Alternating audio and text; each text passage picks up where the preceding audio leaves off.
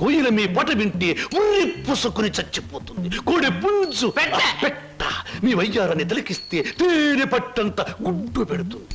ఆవు మీ వయ్యారాన్ని తిలకిస్తే 1 లీటర్కు బదులు 6 లీటర్ల పాలు ఎక్కువ ఇస్తుంది. గాడిదలు మీ అందాన్ని చూస్తే గుర్రాలైపోతాయి. అందుకే నా బిరుదు బంధులకు బంధు బిందులకు బిందు గళ బంధు. పదవే. ఒరే నిశాచరా, నేను చెప్పినవన్నీ ఆ అమ్మాయికేగా? అవునండి. మరి ఆ పిల్లలా వెళ్ళిపోయింది. ఈ మధ్య ఆడాళ్ళకి శివుడు ఎక్కువైందని పేపర్లో చదివాను.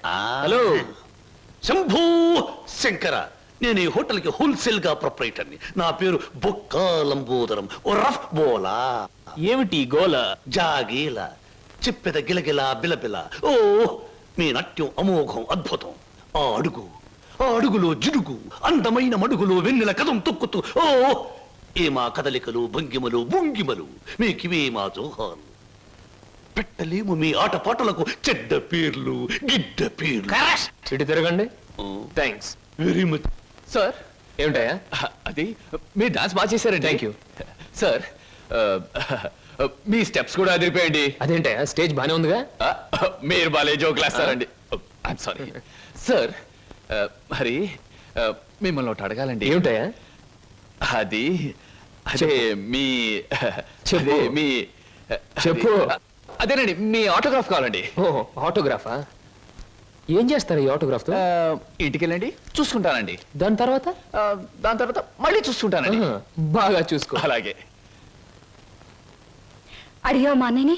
అడిగాను, ఇచ్చారు. ఏమిటి మన పెళ్లికి పర్మిషనే? కాదు, ఆయన ఆటోగ్రాఫ్. అయ్యో, వెనకటికి నీలాంటి బుచ్చిబాబే బజార్కి వెళ్ళి బీరకాయలు పట్టరారంటే చెట్టెక్కి చింతకాయలు కోసుకొచ్చాడంట. అలా ఉంది నీ తంతు శంభులింగం. ఇదిగో, నా పేరేం శంభులింగం కాదు, వాసిరెడ్డి సుబ్రహ్మణ్యేశ్ రాజేష్ చక్రవర్తి. మా అన్నయ్య దగ్గరికి వెళ్ళి మన పెళ్లికి పర్మిషన్ తీసుకొచ్చేంత వరకు నిన్ను నీ పేరుతో పిలవకుండా నాకు ఇష్టం వచ్చిన పేరుతో పిలుస్తాను. పిచ్చేశ్వరరావు. అబ్బా, ఈ పేర్లు బాధ నేను భరించలేకపోతున్నాను. ఈసారి డెఫినెట్ గా వెళ్ళి తెస్తాను, లేదా మీ అన్నయ్య ఆటో కింద పడి చస్తాను. తెచ్చి చూపించు శంభులింగం. మళ్ళీ ఇదేమిటి? పోని సెటగోపచారి. నీ పేరు 8 ఆకుల వెంకట్రావు అవునా? అవును సార్. 8 ఆకులు అని ఎందుకు పెట్టుకున్నావు? 7 ఆకులను ఎందుకు పెట్టుకోలే? నే చెబుతా, 7 ఆకులు చదివిన కంటే ఇంకో ఆకు ఎక్కువ చదువు ఉంటారు ఈ లోన్సనాళ్ళు. అయ్యి ఒరే 8 ఆకులు, నువ్వేదో గొప్పవాడివని నిన్ను ఇక్కడికి పిలిపించలేదు. నీకో పెళ్ళాం ఉంది, దానికి నువ్వు మూడివి. దానికో చెల్లెలుంది, అది నీకు మరదలు. అందమైన మరదలు, హంసలాంటి మరదలు, యువకుల హృదయాలను కదిలించి హింసలాంటి మరదలు. నువ్వు పరమహంసవి. ఆ మరదలికి పెళ్లి చేయలేకపోవడం పరమహింస లాంటిది. దానికి పెళ్లి ఏంటండి? చూస్తాను ₹10 దొరికితే పెళ్లి చేస్తాను, లేదని నేనే కట్టేసుకుంటానండి. ఒరే 8 ఆకుల వెంకట్రావు, ఇంకొక్కసారి ఆ కోత కూసావంటే నిన్ను ఎండుటాకులు చేసి అగ్గిపుల్ల గీసి ముట్టించేస్తే మాడి మసిపోతావు.